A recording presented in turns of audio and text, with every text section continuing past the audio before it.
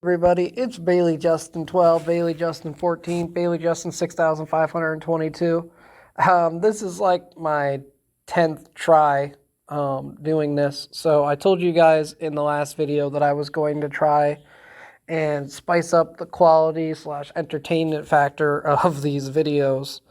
And so I've decided to try something a little different. We're putting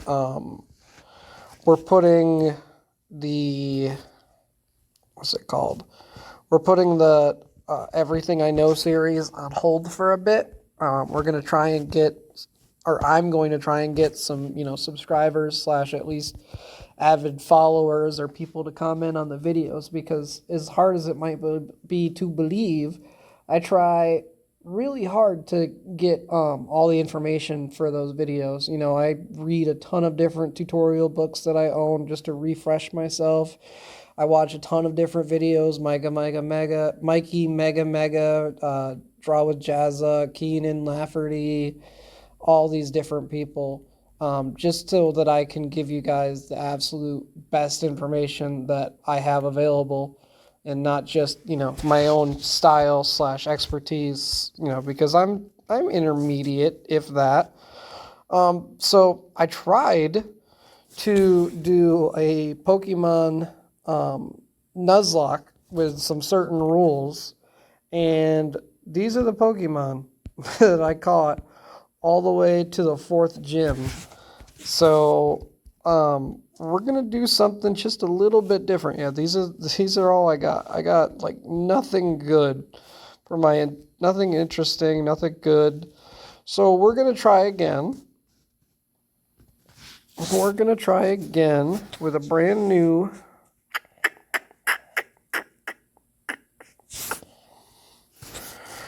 We're going to try again with a brand new one.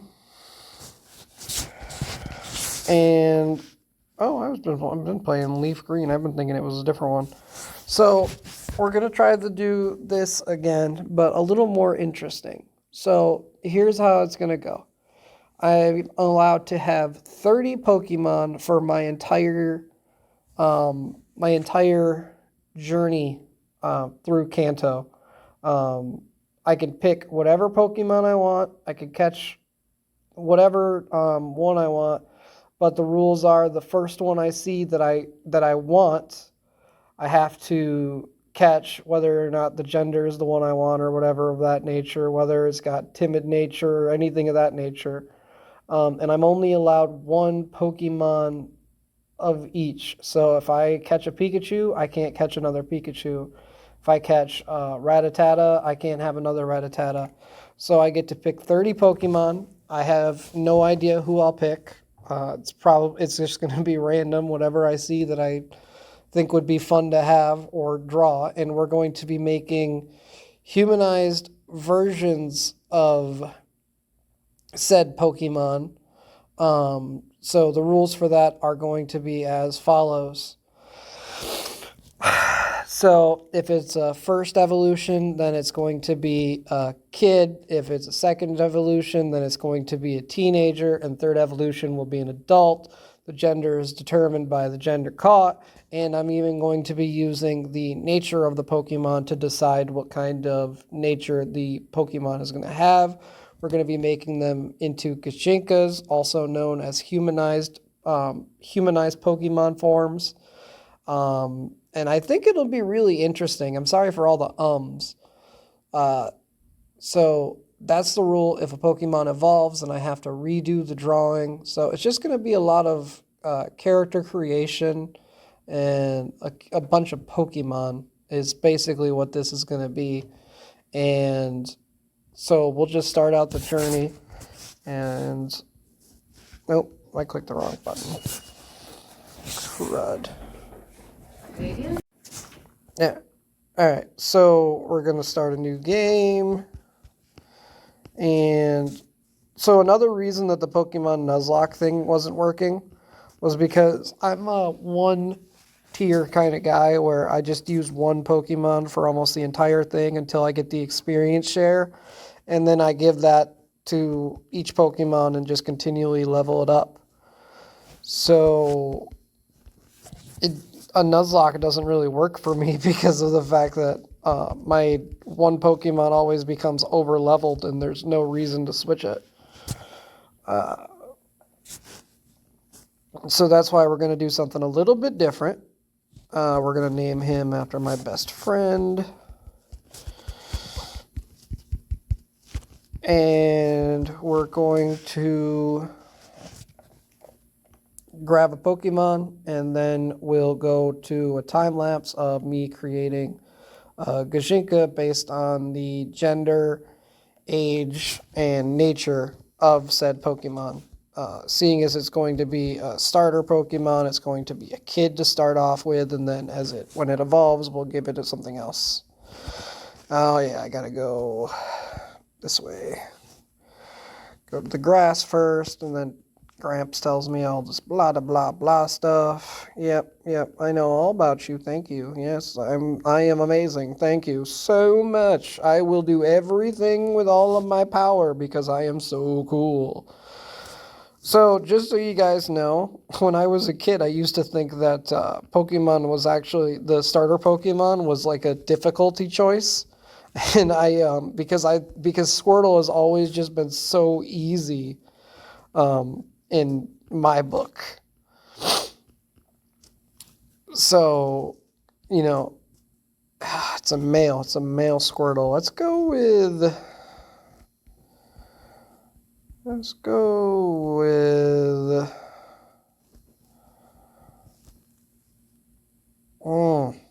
I don't even know what I want to name him. Let's go with Dill. Dill the Squirtle. Yeah, whatever. Take your stupid Bulbasaur. No one cares. I might catch one of those later. I don't know. And now we go and fight you really quick. And then we'll take a look at the nature. And then we'll go to the other part. Yeah, I already know how to battle. Thank you. I am good. You don't need to tell me anything. Oh, by the way, the Nuzlocke rules of if the Pokemon faints, it's dead forever still applies. It's just that we're not doing one Pokemon per area. That's all. If the Pokemon dies rule is still there. Can't revive, can't do anything. I'm going to have 2 separate boxes because I have to catch a good amount of Pokemon to begin with for the game to progress. Like you need, I think 50 or 60 Pokemon you have to have caught to fill up the Pokédex to get some of the items that you're going to need later. But anyways, I'm sorry for taking so long. I've been talking without even thinking. Let's take a look at our first Pokemon, Dill, and see what kind of nature he is. He's a quirky dill pickle. He's a quirky dill. So we're going to create... Oh, and we're going to also be using all of the same color scheme for the character creation. So he's gonna have whatever color eyes Squirtles normally have and blue hair. And I might get the shell incorporated there somehow. So look forward to it. Alright guys, we're all done with drawing Dill the Squirtle. So I'll push play and we can see the process real quick. So first, we start out with the basic sketches. We try and do a couple different silhouettes. He's quirky, so I had to try and come up with something like that. And so I looked up quirky kid in Google Images, and I was looking for something that, felt quirky and not just silly. And I found a picture of a kid holding their mouth open, and I thought, yes, that's exactly it. But then I added a wink to it because I've never done a wink, so I wanted to try. And then I was trying different hairstyles, and I decided on a bowl cut. To the right of it, you can see me trying to do the backpack that you'll see later. Here I do hands. You can see that when I first drew the body, I made his torso way too wide, so you'll see me fix that. And Here's the backpack going on. I used his tail as a cute little thing. You can see I broke up the symmetry of the arms, changing the angle and everything. Drawing the pants and all that good stuff real fast.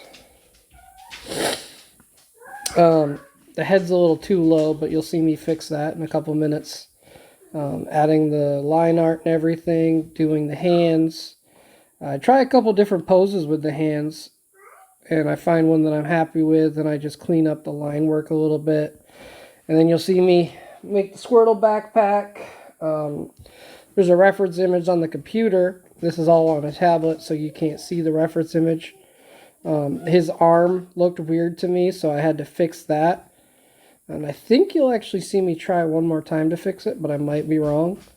I'm adding details to the pants, some folds. One thing you'll learn when you're doing art is there's really not too many folds around the inside of the leg and everything. It's mostly at the bottom and at the groin. There might be a couple folds for the kneecap, but that's about it. And then you'll see me just drawing shoes, and shoes are hard. I used the transform tool to even the character out a little bit after flipping him back and forth to see if there was any issues. There were, so I fixed them. Now you can see me just adding his flat colors in real quick. I thought about doing the same motif for the turtle backpack and the shoes, but it just didn't seem, it seemed too colorful, and like the palette was a little bit too extreme, so I took that out. You can see the background, adding the letters, and then this is just the coloring. And I think for some reason, I just always go a little too far with the coloring.